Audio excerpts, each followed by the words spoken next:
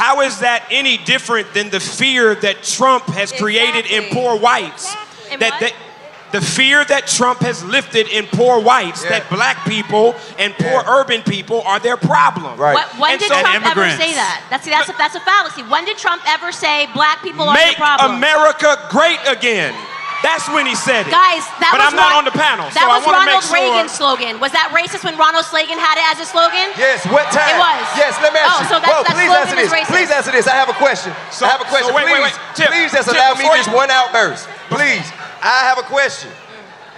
When you say make America great again, which period are we talking about? The period when women couldn't vote?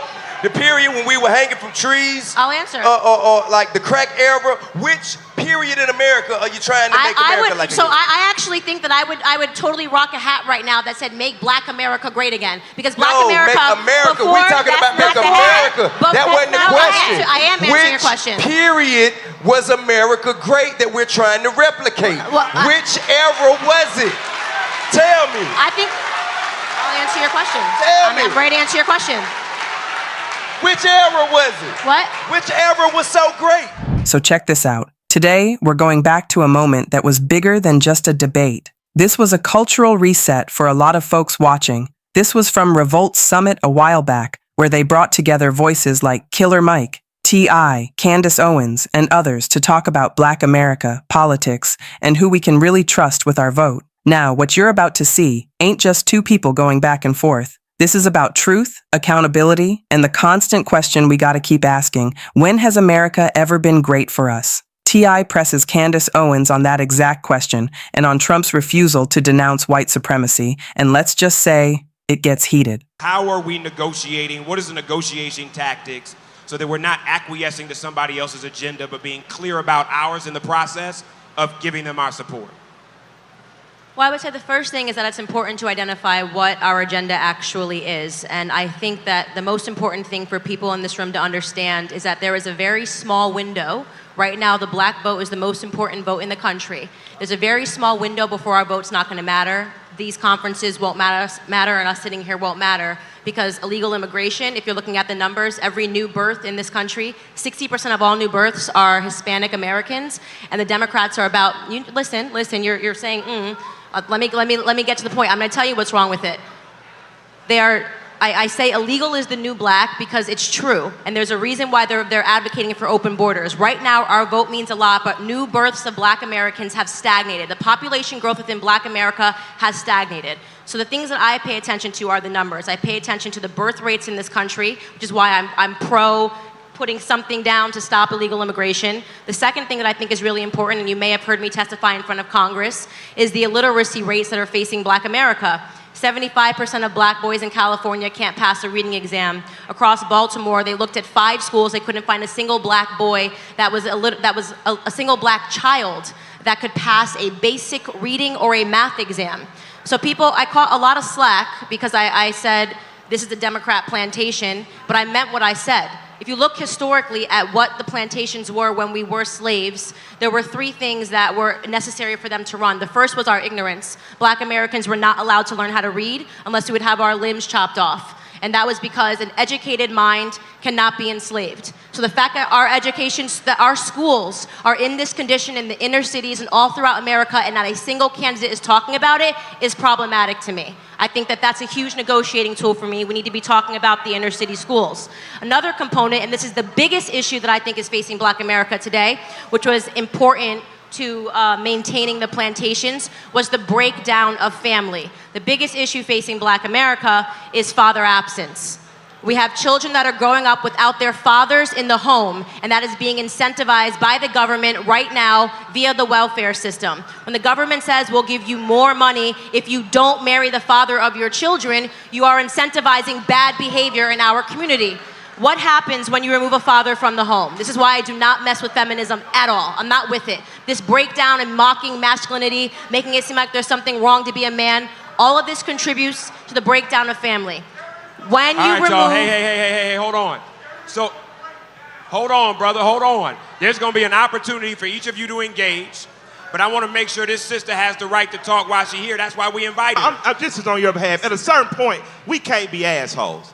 at a certain point, these are black men and women, and in particular, these are black women. Like on some real G shit.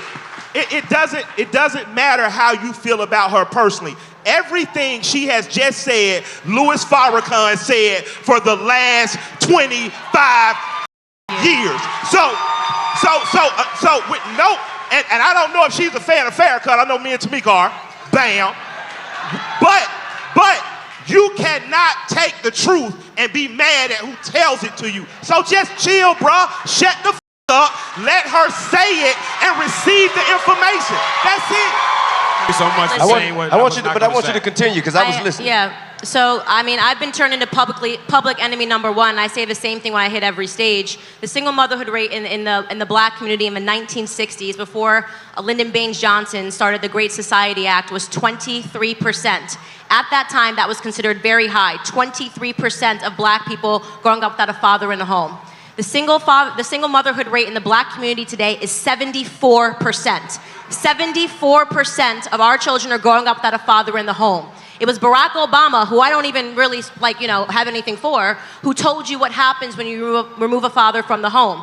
You're 9 times more likely to end up in prison. You're 6 times more likely to drop out of high school, and you're 12 times more likely to lead a life of poverty. Why is nobody talking about father absence, and why do we keep being silenced when we actually do? This is what black conservatism is, by the way. It's really not. It's not that controversial. I'm loving where we're going, and I love the fact that, to me, promise zones sound a whole lot like empowerment zones from the Clintons. And neither party delivered on making sure that legitimate development took place in our communities. And so I'm interested, Tip, in you coming in, especially on this economic piece. Sure. How do we begin to really deal with that? Because the federal government creating zones has normally been the places where gentrification starts first. Okay, that was my point. I had a question for both of you young ladies, and you and Candace, we spoke many times, and you're a brilliant young lady. But my question to you is, how is it that you can support yourself? I mean, that you can support and align with a constituency that will not denounce white supremacy? So that means your son or daughter, or any of your brothers or any of your family members, if they are caught out there by a policeman who is in a covert, undercover white supremacist and get gunned down, this constituency will have absolutely nothing to say about it. Please let me answer this question. Please let me answer this question. And we can't, and although what you're saying is a lot of the things that you're saying are absolutely factual, a lot of the things that you're saying have merit, but I can't even get to that before I address the disregard for young black lives. I love it. And you will not speak up on it at all. Love this question. I will address it. All of the things that you spoke on, from opportunity zones. I love that we're talking about white supremacy. I'll answer the question. I say, excuse me. I didn't interrupt you. If I may. You talking about opportunity zones, and I will never have anything negative to say about the financial benefits, the tax breaks that come from the Republican Party. I'm a rich person, and I appreciate. You dig what I'm saying? I'm Negro rich. Listen, I appreciate all of the different tax breaks and the opportunity zone benefit, but it's called a crooked clock is right twice a day. You're right. I get that. But what we must understand when we're talking about opportunity zone, and we're giving the credit to the person who pushed that legislation forward, which it started with Tim Scott, a black man who happens to be a Republican out of South Carolina. That's who wrote the legislation and presented it. However, the present president, if you can call him that, he did allow it to go through. But that in order to benefit from opportunity zones, you have to have capital gains taxes. It ain't many black people in these opportunity zones that have capital gains taxes to be able to reap the benefits of these things. Therefore, it will be billionaire corporations, other people who ain't from these communities coming in here building shit that we don't need, doing shit that don't help us. But they do that so they can shelter their taxes. Now, I've been investing in opportunity zones all my motherfucking life. You know what I'm saying? So I'll be damned if anybody gonna benefit from it and it ain't gonna be me. So, but I actually know the need of the community. You have these systems in place, but the people who have the most ability to take advantage and who are readily able to take advantage are the people who have absolutely no genuine interest to do anything to support this community that they're coming into. They have there's no real tangible investment. They're just doing it to shelter their tax dollars. So thank you, Tip. Well, hold on, Katrina. I want Candace to talk about your first point, and then Katrina, you respond to the second point. All right, so to tackle the white supremacy thing, your question was a fallacy because you said you insinuated that he has not denounced white supremacy. He hasn't. Somebody please, go to his Twitter feed right now. Right now, he go said, back to who the is shootings. The KKK? He said, no, because we gotta tell the truth. He said, who stop. is the KKK? Now you're cutting me off, right?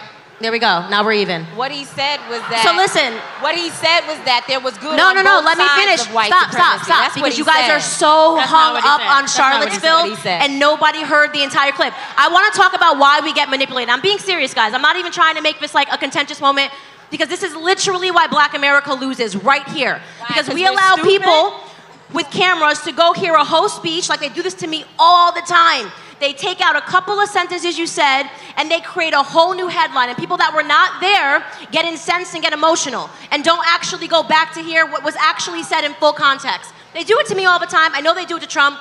He has denounced white supremacy so many times. It's something north, somebody counted, of 24 times, and it's on his Twitter feed. So if you want to fact check me, go back to a couple of weeks ago when the shootings happened. He said, America is no place for white nationalism and white supremacy, and it's an issue that has to be tackled.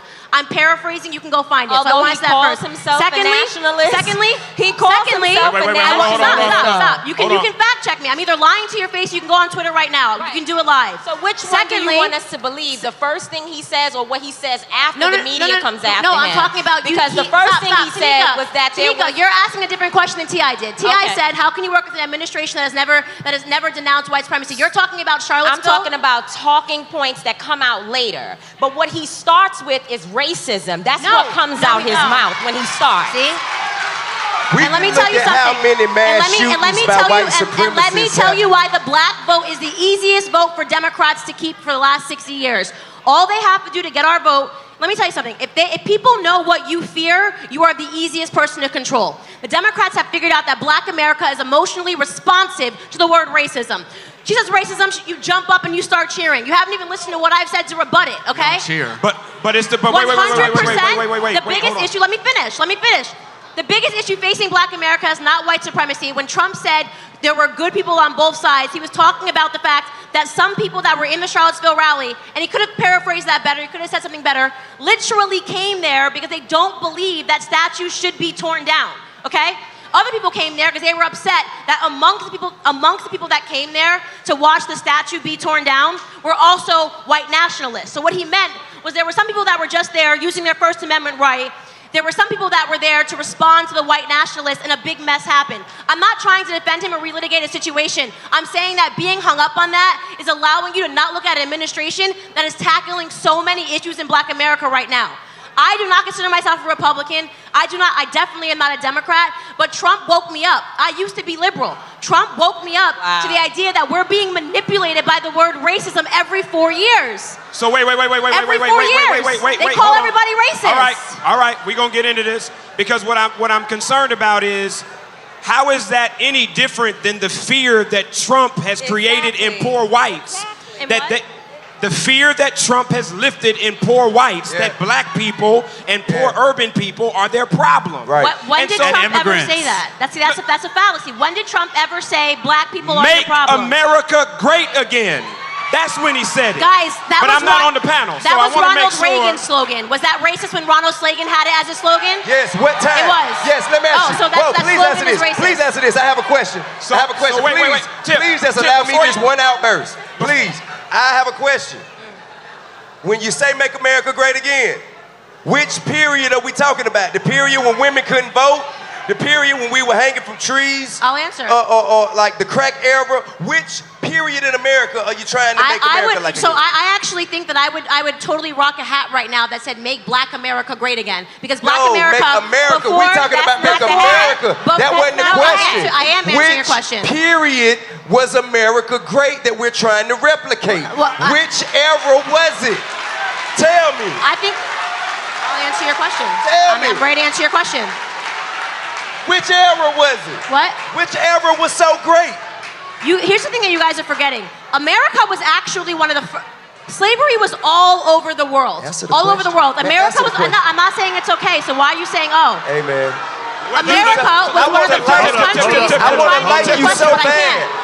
I'm trying to answer your question. Smart. I want to like you so much. I can't answer the I want to question. hear y'all. I want to be able to hear them. I want to be able to hear If I can't them. answer the question and you're just gonna boo when I say slavery was all over the world, which is a fact, why are you booing a fact? Because you're making light of. No, I'm not. You're making light I of haven't the gotten to my points. enslavement I'm not of making people that look like us. You can't make light of that. That ain't nothing you breeze over. I haven't even finished the sentence. How am I making light of You anything? started with some bullshit. Okay.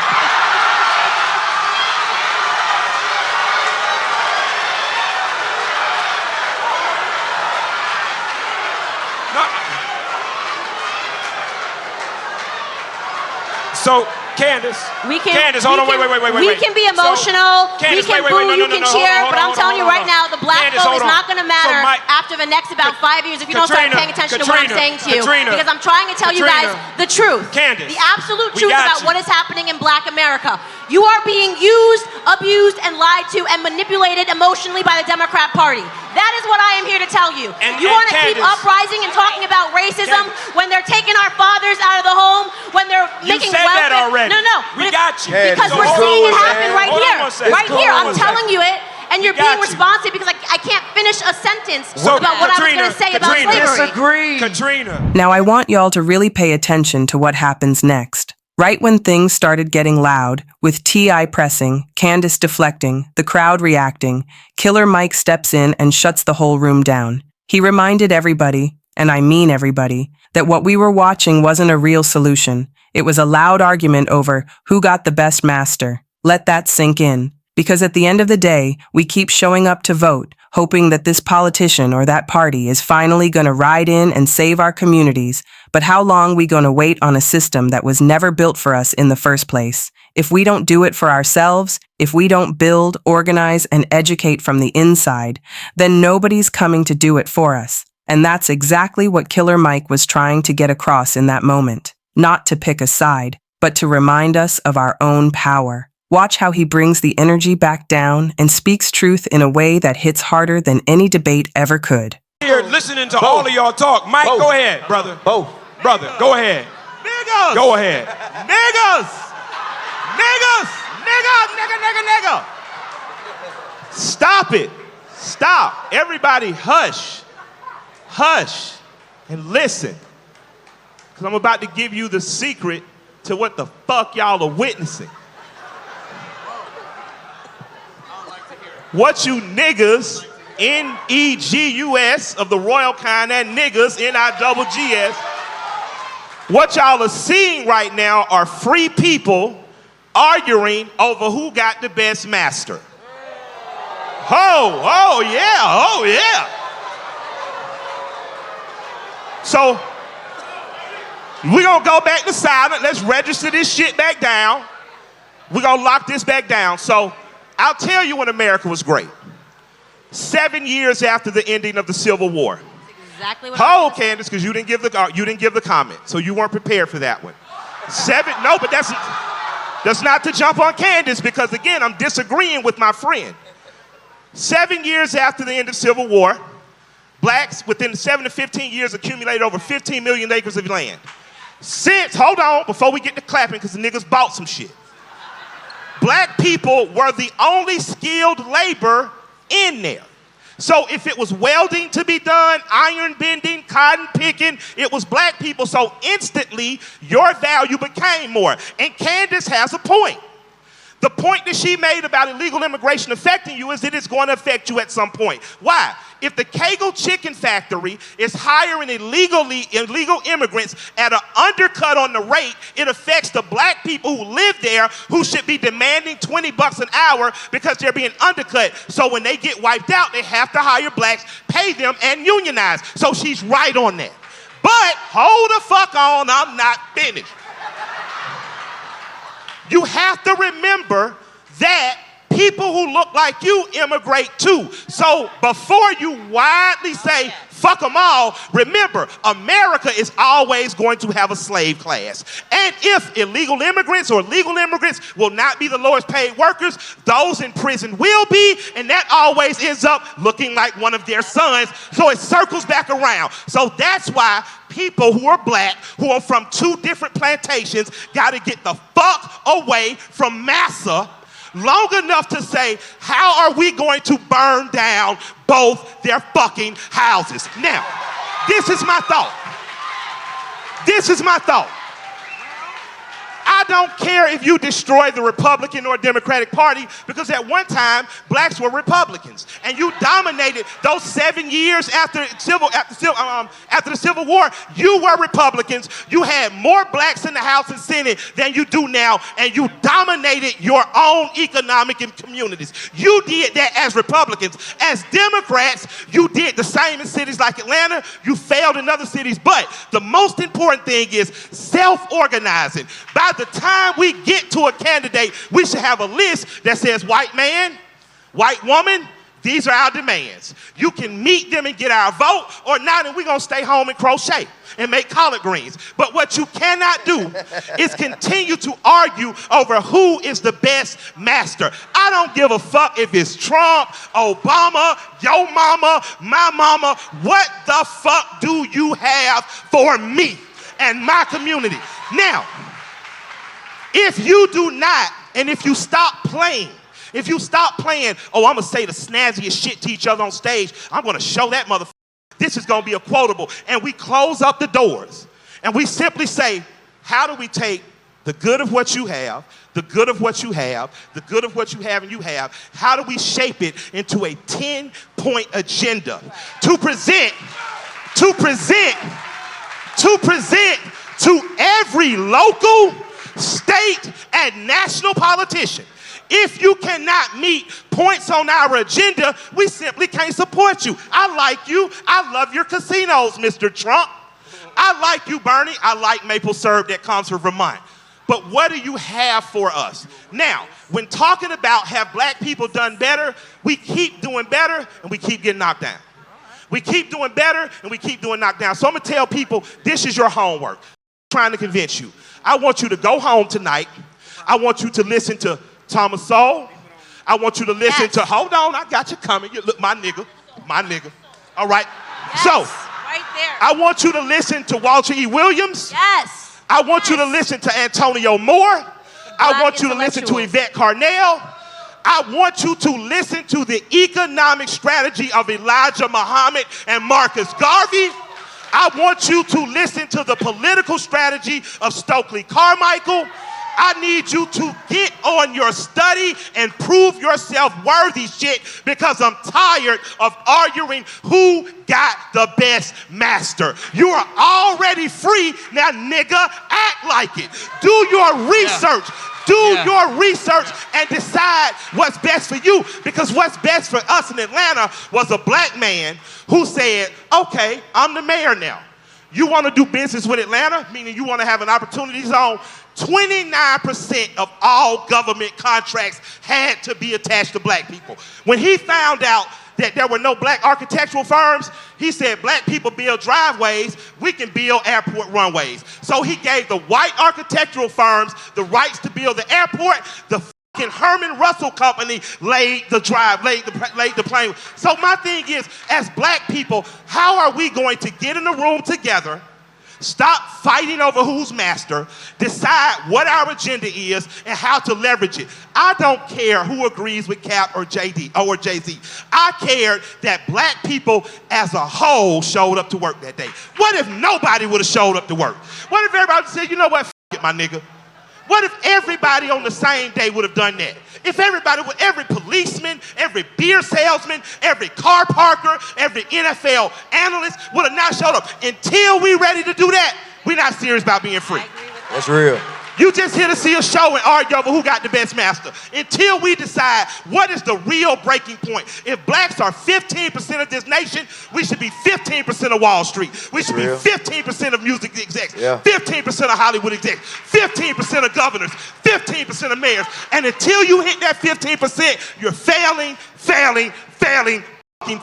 no matter who your master is. So pick a better master. I say kill your masters and get your own shit.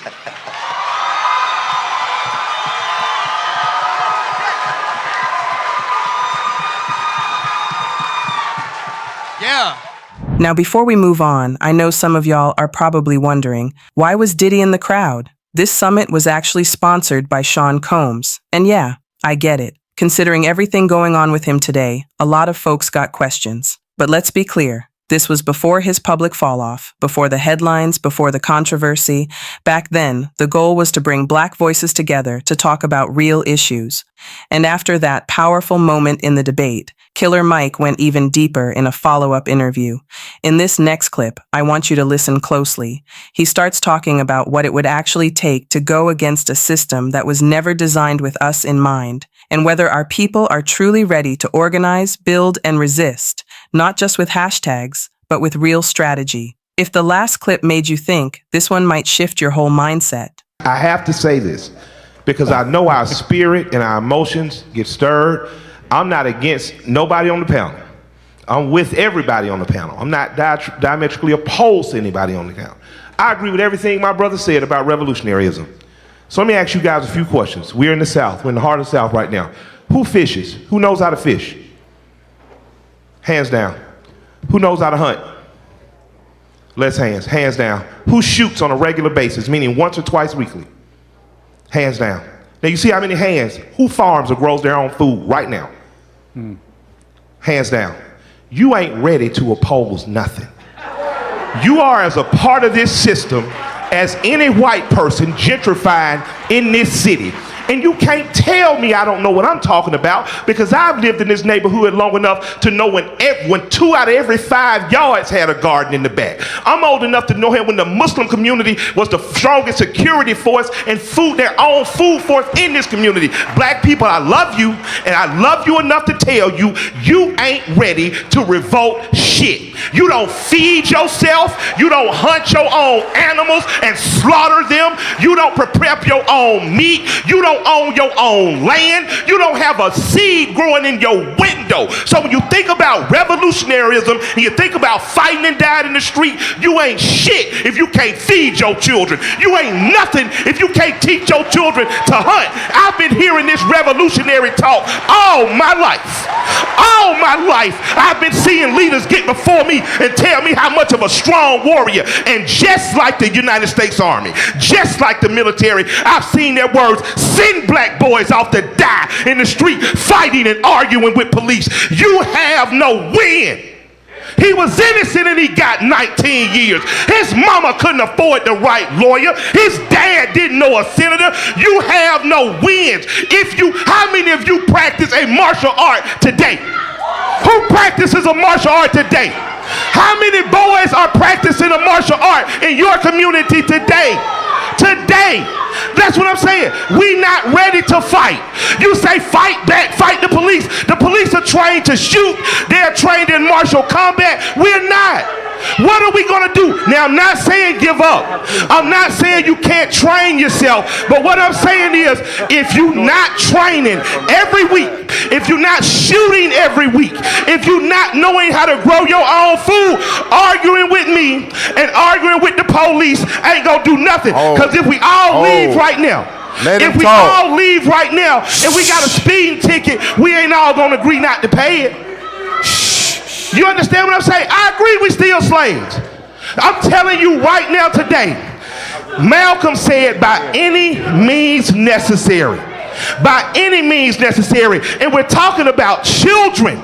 We're talking about young men. These boys aren't even intelligent enough yet not to know what girl not to like.